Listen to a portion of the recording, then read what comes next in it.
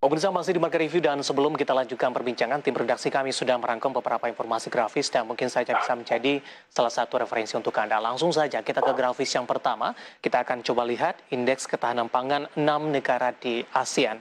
Ini menarik, Singapura ternyata menduduki posisi pertama di 87,4 poin, di mana kalau kita tahu secara geografis Singapura tidak mendukung dalam hal ketahanan pangan. Nanti kita akan coba ulas juga. Kemudian Malaysia di 73,8 poin, diikuti oleh Thailand di 65,1 poin, kemudian juga ada Vietnam di 64,6 poin, disusul Indonesia pemirsa di peringkat kelima di 62,6 poin dan Filipina di 61 poin.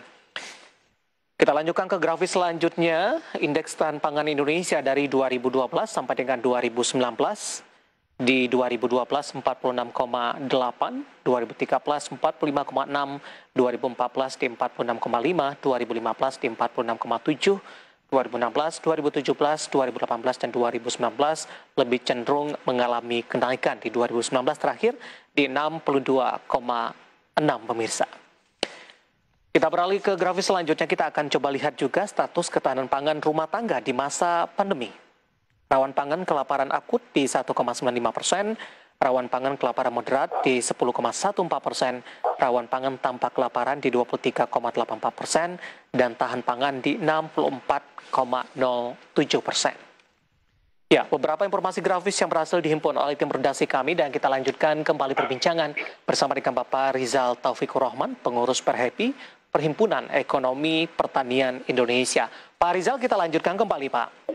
Ya, baik. Ya, dari grafis yang baru saja kami sampaikan, ini ada yang menarik Pak Rizal, dari indeks ketahanan pangan 6 negara di ASEAN. Ternyata Singapura menduduki posisi pertama di angka 87,4 poin. Dari sisi geografis tidak begitu mendukung dan mereka lebih banyak melakukan impor pangan dalam hal ini.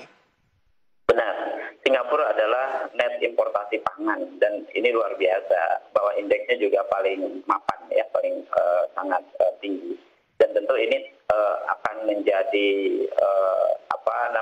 barometer ya, misalnya Indonesia jauh lebih tinggi indeksnya karena tidak hanya sumber daya lahan, kemudian sumber daya petani dan juga sumber daya alam yang mendukung untuk produksi pertanian. Nah, memang mengapa Singapura demikian? Karena resi gudang, kemudian juga sistem logistik yang berbasis agroproduk itu sangat baik gitu. Meskipun mereka sebagai negara impor, tapi ketahanan pangan tidak hanya dari sisi aksesibilitas ya atau harga, aksesibilitas masyarakat terhadap harga pangan, tapi juga produksi. Dalam konteks ini mereka melakukan impor dan juga distribusinya melalui konsumsi juga sangat baik sistem yang dibangun gitu. Nah, termasuk juga dalam masalah nutrisinya atau gizinya. Dan justru ini saya kira kita jadi ironis ya, mengapa negara kita yang subur ya kemudian luas lahannya juga sangat luas. Lagi-lagi tentu Indonesia mestinya ya bisa mengalahkan Singapura gitu ya. Baik, secara hitung-hitungan begitu Pak Rizal.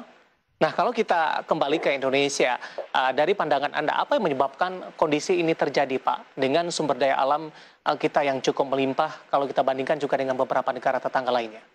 Ya, pertama negara kita memang konsumsi pangannya basisnya pada beras gitu ya.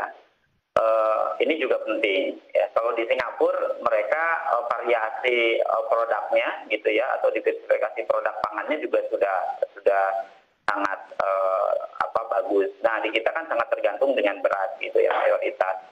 Nah, sehingga produksi beras juga seringkali volatil ya, tidak hanya dilihat dari sisi produksi, tapi juga dari sisi harga dan cenderung aksesibilitas juga seringkali terganggu gitu. Nah, ini yang kemudian mempengaruhi juga terhadap produksi dari beras itu, sehingga produktivitas lahan ya untuk menghasilkan pangan yang basis beras ini ya khususnya beras ini juga akhirnya menjadi menurun.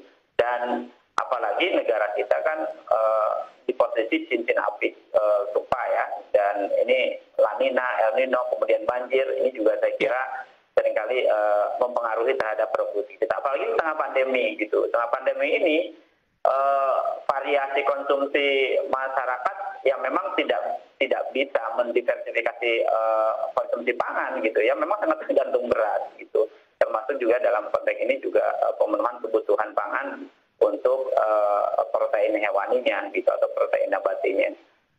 Nah, makanya kemudian pemerintah di tahun 2021 ini kalau kita lihat dari budget di APBN malah naik 30% dari tahun lalu 80 triliun sekarang di atas 100 triliun. Artinya apa? Memang pemerintah sudah aware dengan kondisi ini. Jadi produktivitas pangan tadi gitu ya, atau khususnya di produksi beras gitu, tentu ini menjadi perhatian dari pemerintah gitu. Nah, termasuk dalam hal ini pemerintah untuk menopang produktivitas pangan ya untuk beras,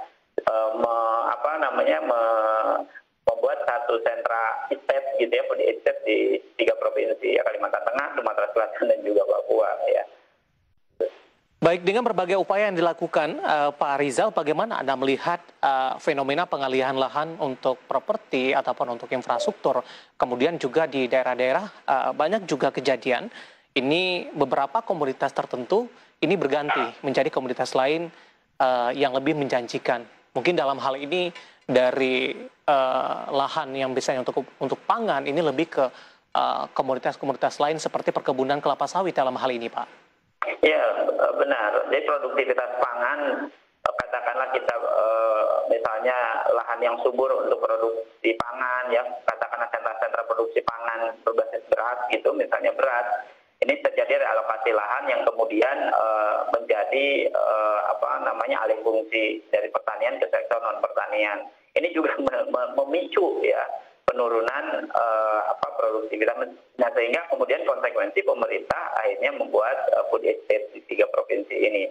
Tapi lagi-lagi food estate di 3 provinsi ini kan produktivitasnya tidak seperti halnya produktivitas yang sentra produksinya seperti yang sebelumnya gitu ya, yang notabene lebih banyak di Jawa. Apalagi Jawa kan termasuk lahannya jauh lebih subur untuk untuk pangan.